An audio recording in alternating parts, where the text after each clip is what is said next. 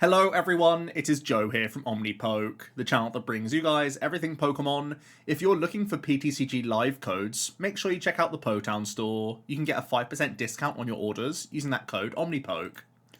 For today's video, we are going to be going over the impact of Paldea Evolved, how these new cards being introduced from our latest set are going to be adapting the current decks in the format. We're not going to be talking about brand new archetypes too much today. We're going to be talking about how these new cards are affecting the things we already know about in the meta. So here is a breakdown of some of the top performing decks that we have currently in our format. I'm going to be touching on pretty much all of these today in some way, shape or form. And it looks like there's, a lot of Lugia, a lot of Lost Box, as well as the sort of dragon-based builds of Lost Zone with Goodra and Giratina still doing pretty well. We've got Gardevoir to cover, Mew, Arceus builds. All of these things we're going to touch on today as they are, some of the best performers so far in the early Scarlet and Violet format. I know there are still some other tournaments still to go in this meta, so we're by no means done with Scarlet and Violet, but this is pretty much what the main meta threats are in the game right now. Let's have a quick chat about what is coming in the new set, because there are new archetypes. I think these are the two big sort of standout archetypes that I think have a chance of being highly competitive. Chein-pao backs Caliber. Chein-pao is this very great beat stick as a 2-prize basic Pokemon that can reach 1-hit KOs on pretty much everything, so bear in mind that there is going to be potentially a new 1-hit KO style deck in the format, which could put off some sort of tanking decks in the game, for example. But also, Chein-pao Caliber has access to a turn 2 Radiant Greninja and other spread single prizes like Kyogre, so be aware that it's going to put every deck on high alert for finding early Manaphy, otherwise they're going to get instantly punished by early spread pressure. So it just seems to be a very strong archetype. The Ting-lu EX deck is much more defensive and disruptive, where you're trying to shut down abilities of Pokemon other than EXs, as long as Ting-lu is in the active position and you're damaging the things you're trying to shut down. So Ting-lu, very bulky 2-prize Pokemon, and if your deck is too heavily focused around abilities, Ting-lu possibly could be disrupting that altogether and making life very difficult for those archetypes. So these are things to bear in mind, and I will talk about potential tech cards and stuff throughout today if we are very worried about these archetypes or just how they face up against the new decks in the format. So let's get into, first of all, Lugia Archeops. And this actually gains a ton of interesting stuff. 3 different special energy cards are all potentially going to be very good for Lugia. And what we have seen really is a divide between Lugia players in Japan so far, where a number of people are sticking with the single strike deck that we have sort of seen, where you have Tyranitar, Yveltal, Stonjourner, Urshifu, those sorts of cards. And then there's another sort of splintering off of players who are just using Snorlax, the Thumping Snorlax, 180 damage, and Weirdeer V is your sort of higher damage output 2-prize attacker. Obviously, the Snorlax build is actually going to be more single prize focused and really just has, the early Lugia 2-prize pressure and will try and throw many single prize Pokemon at the opponent. And that's because we have the new introductions of Therapy Energy, meaning that you can remove the status conditions from your Snorlax and no longer be sleeping through your thumps. And you also have the Jet Energy, which also helps in that regard, where you can attach to the bench and force something into the active even if Snorlax is napping. Now, the Jet Energy is the card that really activates the Weirdeer as well, makes it much more helpful because you don't have to pay retreat into the Weirdeer. It can just jet into the active position, then yoink all the energy off your other Pokemon in play. So this one is a bit more selective with its higher damage output turns, because Weirdeer is kind of like a one-turn Gambit because it takes up so many energy itself, but it tries to be much more single prize based. I'm kind of interested in seeing if this build will actually do quite as well, because we've seen that players in the past with single strike builds have played Duraludon, and that kind of stonewalls the Weirdeer Lax build that we have seen recently in Japan. So just a small note there. I think it's going to be still quite heavily weighted towards the single strike approach, and we'll only really see a lot of Snorlax Weirdeer if we're not really seeing much Duraludon in the game, which currently in the format we are seeing a decent amount of those. Reversal Energy Luxray, though, is a little mini package that I think both of these builds could incorporate, where just having one Reversal Energy that you can pull out when you are behind on prizes can go directly onto your Luxray, which you can actually bring this Stage 2 Pokemon into play immediately on your bench if you are behind on prize cards. And it's a lightning type Pokemon that can hit 180 damage, so it's great for mirror matches, easily knocking out Lugia, pretty good for Palkia V-Star if that's going to be around, could even be in chein-pao decks. So it's immediately a great card in that regard, but it's similar to a Snorlax where it's just an extra, pretty efficient single prize Pokemon that you can have in your deck list. So I really think Luxray is going to be a nice package in both of these sorts of builds. Those are really the big things I wanted to touch on. Iono is a pretty nice upgrade to Judge. It gives you, more cards in the opening stages, which is great. Squawkabilly EX could be used. I still think that it's a little bit soft in the deck, seeing as though you would just commit your early ball search to finding Lugias anyway, so it's not really helping too much, but it can help out in sort of some strange situations where you just have multiple Archeops already in the hand and you can just squawk them away immediately. I think we currently have enough discard fodder with the Burnett anyway, but it could be an option to have in the deck list. But in general, I think Archeops Lugia is going to be like a really good archetype still going forward. I don't really see a reason for it to not be doing very well. And Archeops is just naturally very good at playing around Iono. We have to always look at the lens of how do decks handle going down to a 1-card hand to a 2-card hand throughout these games. How can they bounce back from that? And put simply, because Archeops has gift energy available to it, and even if you don't have gift energy activations, just by having double Archeops in play means that no matter what's on your board, you can then just immediately power up your next attacker. You should have something to throw at the opponent, even if your hand is kind of dead. So I think Lugia reacts to Iono very, very nicely. And adding in these Jet Energies, fantastic cards, that even Space Savers, we've seen things like Thornton, we've seen things like Penny in the deck. Jet Energy does that all in a very convenient package for you. So yeah, really exceptional upgrades for this deck. Onto the Lost Zone boxes then. I think Super Rod's actually a massive one. We've sort of seen how they've acted with Ordinary Rods in the past before rotation, and Super Rod now can join in that mix once again, helping out the gate-based builds certainly, by allowing you to reload those energy before going for a gate play, and obviously you have the upside of also playing, low counts of your Sableye and Cramorant and such, and you can just have these Super Rods as that sort of supplement to recover them. Jet Energy is also great for Confays in general, where you can just attach to your bench Confay after using a flower selecting, and then jump a new one into the active to then get another flower selecting. Then you can pay retreat from the Jet Energy into your third Confay is the idea. So it essentially just helps you dance those Confays a little bit more effectively, and Jet Energy adds to your overall count that you could even use as fodder for Greninja throughout the game, which is no bad thing either. Artisan is a really interesting new stadium card. It may end up being better than Beach Court. I think it sort of goes hand in hand with Jet Energy. If you're starting to add Jets into your deck list, it makes Artisan possibly the better stadium to Beach Court. But there may be a number of players that just have more variety in basic energy and then just stick with Beach Courts. So I think Artisan isn't like a guarantee, but could be another option for Lost Zone players who just prioritize getting their basic non-rule boxes into play, which is typically, your Confays and your Crams in the opening stages. These are kind of the most important things. So that's obviously very good for you. The Luxray Reversal package doesn't really sound very synergistic with a deck per se, because you don't really have many ways to search either of these cards out. But if you are just playing a deck with Raihan already, and if you play like a couple Luxray and even just 1 or 2 Reversal Energy, you have this mini package which now gives you Lightning type coverage into Lugia and into Palkia V-Star, which is, again, fairly relevant.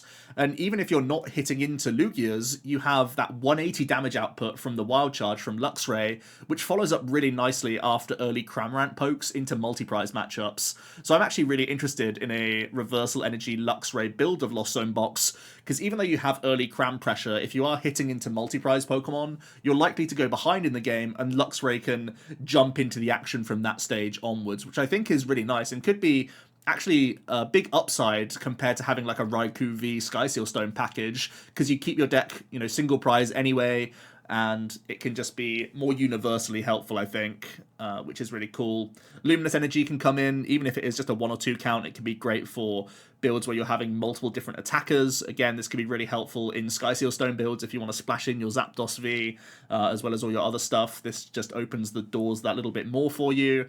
And Iono possibly could go into the deck. I know we have seen sometimes Roxanne in Lost Zone boxes. This has the upside of being a proactive supporter as well, so adding to your sort of low count that you have in your deck list typically. So it seems like a decent card to bear in mind. The one thing I will say, though, is that Lost Zone is a deck that almost always has to re-establish, recycle their attackers turn by turn. And these sorts of strategies often are quite weak into Iono. We don't really have much of an onboard presence. We have a Comfey that we can go into to see a couple more cards from a flower selecting, but I feel like Iono in general in the format is going to make life more difficult for these single prize Lost Zone builds.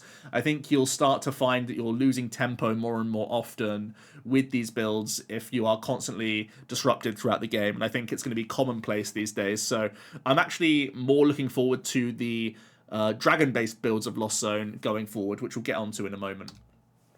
Firstly, let's talk about Gardevoir EX. I think this is another big winner from this set, to be honest with you. It gains a whole heap of new cards that are definitely upgrades from what we currently have.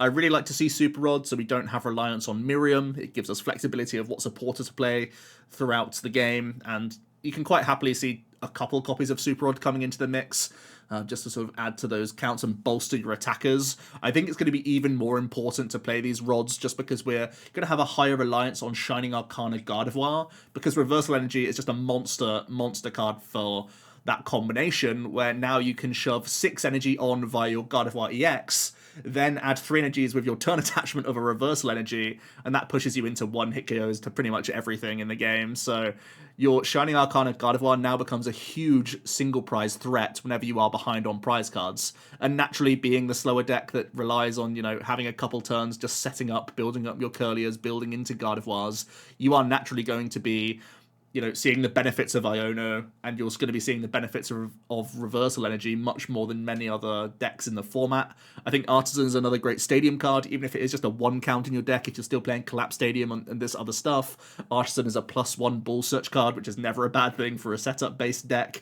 It can even get you into your Mew, and then you can pay retreat and start digging with Mew to try and hit your VIP passes or Fog Crystals, that sort of thing. It could be huge. There's also the option of Charm of Courage. I know there's a lot of hype around this little combination you can do with Drifloon. It's a basic single prize Pokemon that can reach up to 330, I think it is, if you also play a healing card for your Drifloon, because the extra hit point buff that you get from the Charm onto your Drifloon and then the extra heal, you can do 330, which is silly. I think that would be alongside Champions Festival, of course, but it's a way for a basic Pokemon to do a huge chunk of damage. I think it is kind of combo reliance, and I personally prefer just leaning into Shining Arcana and Reversal Energy, but this is another big combo that Gardevoir now has access to. Onto Mew VMAX. It doesn't really gain much, to be honest with you. Iono is pretty much it, and I think it is probably an upgrade to your Roxanne. I think it just adds to your overall draw support account, which is typically quite low in the deck, so it just gives you an extra way to play the game, which is never bad in the opening stages. But it's really not that huge. I think the bigger thing for Mew to bear in mind is not really a card that you can be playing, but a card that other people will be playing against you now. Yet there's another anti-Mew tech card coming out in this set. Mew has to deal with Path of the Peak, Drapion V, and now Spiritomb is the new tech inclusion that players might be using against you. Spiritomb simply has to be in play, and basic Pokemon V have no abilities, so it's directly shutting off your draw engine, which is obviously very scary. And I think it might lead Mew players down the avenue of Fusion Strike builds, because you can still use your Genesect V's abilities if they have Fusion energies attached to them. So using an Alessa's Sparkle onto your Genesect unlocks at least one Fusion Strike system at a time, and then you can go about trying to possibly knock out the Spiritomb, or just ignore it and continue with a prize race however you like. So I think Mew doesn't really gain much from the set, and has to worry about Spiritomb. I also think the DTE path-based builds are also more risky, because every other player will be playing Iono now, so many times with Mew, you're happy to put down a Path of the Peak when you're in a situation where you have a Forest Seal Stone in play, or if you have a Lost Vacuum already in the hand. Well, now, at least in that latter situation, if you're prepared to path yourself knowing you have a bounce in hand, and then you get hit with an Iono, which could happen just far more often these days, you could get completely derailed by the low hand that you get thrown back into, and the Path to the Peak starts becoming much more detrimental to you. So I think Path DTE Mew is much more of a risk, especially with Spiritomb coming into the format, but I do think the Fusion build is going to be probably the more popular one going forward. Onto Arceus variants. This is, of course, a very wide branch, but there are some cards that I think definitely are worth considering in Arceus builds kind of across the board here. Squawkability EX is really nice, giving yourself an extra push in the opening turns. It now gives you those 8 Bull Search outs to completely dump your hand and try again with a Squawk to try and hit that Arceus plus energy combination, which I think is pretty important, even though it is a vulnerable 2-prizer. We've seen Arceus builds in the past play things like Collapse Stadium, so I think it's probably worth that risk. And Iono, another great supporter. You know, pretty much every deck's going to be playing this card. It's just that strong. And I think you're still probably going to play a number of Judge because of how effective Arceus is at using Judge with Bibarel as its own fallback, so you don't brick off your own Judge, and how proactively frustrating that card is. But I do think that now you can also incorporate, even if it is just like 2 copies of Iono and 3 copies of Judge, something like that, you're still going to have now better late game disruption. And of course, Iono is a decent card to just play in the opening stages. So another big upgrade for Arc builds, and I think Arc in general survives an Iono format, similar to what I was saying with Lugia, how it has gift energy. Now we have Bibarel Squovit as a combination, so we can always continue to draw and look towards things like Boss's Orders or whatever else we need to close out the game. And at the same time, we've already thinned our deck of a number of energy and have probably powered up multiple attackers just from using Arceus in the opening stages of the game. So you're quite robust against Iono, and you'll have access to it yourself, which makes it pretty powerful. In terms of other attacking builds that we could be seeing from Arceus, there's possibility of Meowscarada EX being a combination here, just because you're already going to be playing Quad DTE, which Meowscarada can use quite easily for its attack scratching nails, but also you could just play Grass Energy, and then you have a Bouquet option with your Meowscaradas, which can sort of augment Arceus's kind of lower damage output, similar to how we saw Arc Intel in the past. You can try and do something similar there. And then Noivern EX, again, doesn't look like it has most obvious synergy here, but it could be an extra dragon type, which could join the Regidrago toolkit, offering some really frustrating attacks. So possibility of an Arc Drago deck making a bit of a comeback, because this Noivern does have some very frustrating attacks to get through for certain decks in the format. Onto Giratina Lost Box. This gains a few big things here. The Jet Energy, I think, is actually massive. Lost Zone Box decks, in particular, may not be playing this, but I think Giratina almost certainly will, because it's one of the best ways that you can do it in a space-efficient manner, just to get even more access to your pivoting options. We've seen Giratinas of late can only really fit like 7 switch-outs in the list, and possibly even like 1 Beach Court, sometimes not even that. They just stick with Sinnohs or stick with Path of the Peaks. Now I've seen a lot more path-heavy Giratinas that play Jet Energies at their disposal to be a little bit more disruptive, but continue to have lots of ways to dip with their Comfate in the opening stages. And I definitely think that's going to be the way that I try to adopt Giratina going forward, because Jet Energy is just so good with this deck. Allowing you to dance between those Comfays, but also, of course, you have a colorless attack cost with Giratina, so you're not really ever hindered by having to attach to your Giratina, jumping into the active, then using that gate or whatever to get rolling and attacking with. So it's an exceptional card. Also a great space saver in the deck is Super Rod. At the moment, we're seeing like 1 copy of Clara, sometimes double Recycler in the deck. Now you can just condense that into 2 Super Rod and have the best of both worlds. Giratina is definitely one of the tightest decks in the format right now in terms of how you can fit everything in. So being able to gain even just a +1 space, I think, is a massive win for Giratina.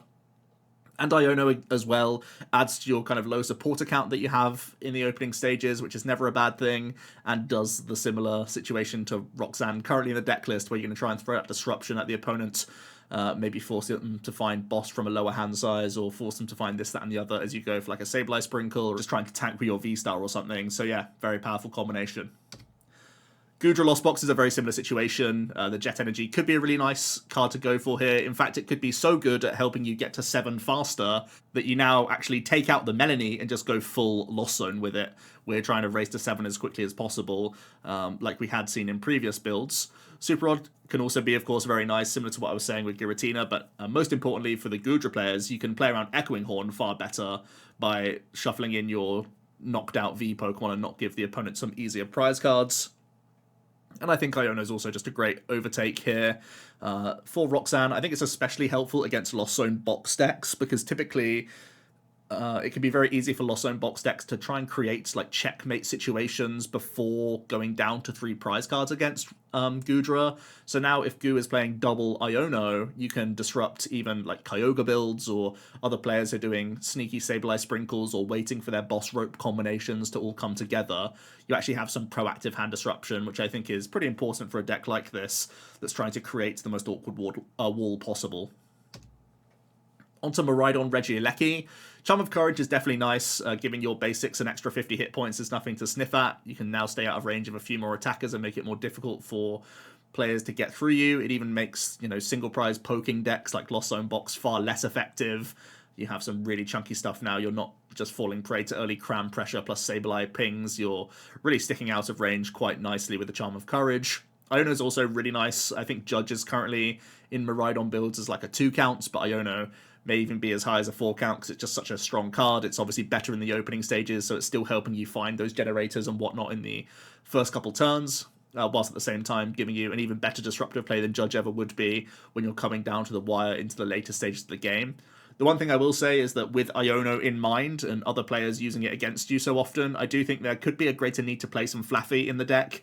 Could be a 1-1 line, or it could be what we've seen recently, which is removal of Regeleki and just adding in Miraidon with Flaffies and having the likes of Raichu V and other cards, and just relying much more on the onboard energy acceleration so that you can survive even from these lower hand sizes, knowing that you have your backups ready to rumble thanks to your Flaffies. So something to note there. Onto Rapid Strike Box. Although it's only a couple cards that come into the deck, I actually think these are really big ones for Rapid Strike Box. You're definitely a combo-reliant deck, so having a Squawk in the opening stages to see an extra 6 cards to try and just hit those VIP pass or hit extra basics from that hand is actually massive, because honestly, Rapid Box wants to start with like a full bench. It wants to get Remoraid down, it wants to get multiple Inteleon down, it wants to get its Urshifu down, Alakazam as well has to get into the mix at some point, so a Squawk is really important just to try and make that happen as soon as possible, because that's how the deck becomes most threatening. I also think in general, the deck can play Iono itself quite well, but plays around Iono very well, because your game plan can boil down to taking, the last 3 or 4 prizes all in one go, if you consider one of your turns being a Yoga Loop play, and then you finish off the rest of the game with the opponent not being able to respond on you. So a deck that formulates these sorts of game plans naturally plays well into an Iono format, because you're never really going to find it too detrimental against you. Onto Control, and again, there's actually a huge amount of cards that we are gaining in this set. Actually a few good consistency cards, just seeing more things from a Squawk in the opening stages, Artisan being really nice. As we know, there's lots of wacky little basic Pokemon that can sometimes make it into these decks. Some Ditto toolboxes could definitely, like an Artisan Stadium, something like that could be massive. Also, the likes of Luminous Energy and Reversal Energy, simply because these are like rainbow-style effects, and obviously you'll be behind on prize cards as a Control player. You have access to really just expanding your card pool. The amount of usable attackers now that we have Reversal plus Luminous is actually massive, so I wouldn't be surprised if we started to see more toolboxy builds emerging of Control based on the ones we have right now, just because these special energy just make them so much more usable, because you will be able to have more attackers for more individual situations with these energies sort of stitching it all together and making it a reliable combination of cards. So I think that's one of the most exciting things about Control in the next set, actually. Just the card pool is literally completely there for you. You can basically justify every evolution Pokemon and every basic just because you have these energies accessible to you. So finding the right ones for the right situations are going to be the key to unlocking this deck in general. The one thing I would say is that even though Iono is very good for you, and Jet Energy possibly is good for you as well, they're also annoying for you, right? They make a block lax strategy, or like a mobile strategy, far less effective, because some decks will be adding the Jet Energies now themselves, and even if Iono is shuffling your hand and making you get 6 cards, we know how particular and important it is for Control players to grow that hand size consistently. Decks playing 3 to 4 Iono are just going to be a frustration that you have to accept, so you can't really build these wombo-y, combo-y builds of Control. You're probably going to have to be race to the bottom base builds and have a not too convoluted cycle that keeps you going throughout the game, because otherwise you're just going to get Iono'd out of it, and if you're losing your 2 or 3 card pieces that you need to loop every single turn, you're going to be in trouble. So yeah, lots of interesting cards for Control, but also a few fear factors in there as well. So that's everything for my impact of Paldea Evolved. In general, I am over the moon to be seeing Iono coming back in the format. I think that's pretty much universal. This is going to be an exceptional time to be playing the TCG. I love having combat mechanics. The prize card mechanic of Pokemon, I've said it a number of times, is one of the worst snowballing mechanics ever made in a card game, and having supporters like Iono and energy like Reversal Energy are going to be instrumental in making it feel very balanced, no matter if you're going first or second in the game. And if you have a good or bad start, you can still feel yourself being able to claw these things back, which I think is integral to any fair and fun card game. Let me know your thoughts down below. Hope you enjoyed today's video, and I'll see you tomorrow for another one. Cheers.